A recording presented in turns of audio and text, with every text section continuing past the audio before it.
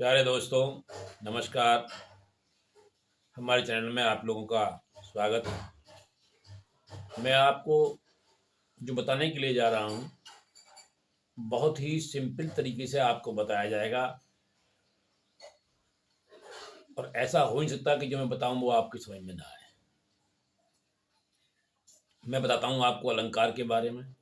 अलंकार के बारे में मैं आपको कोई लंबे रास्ते से नहीं बताऊँगा, बहुत छोटे रास्ते से और बहुत आम रास्ते से, आम तरीके से। देखिए, आम तौर से अगर हम अपनी भाषा में कहें तो अलंकार क्या है? सजावट का साधन है।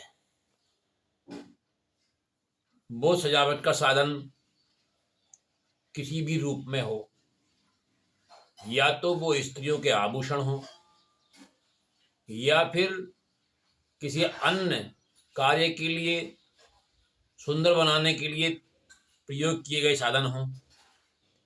ये सभी साधन अलंकार होते हैं। अब सवाल ये आता है कि हमारे साहित्य में, हमारे हिंदी में या हमारे काव्य में भैया अलंकार क्या है? तो बहुत सीधी सीधी बात है।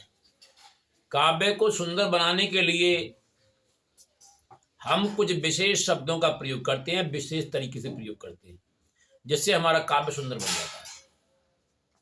तो यहां हम यही कहेंगे कि काव्य में प्रयोग होने वाले वे शब्द हैं अलंकार, जो कि काव्य को सुंदर रूप दे देते हैं।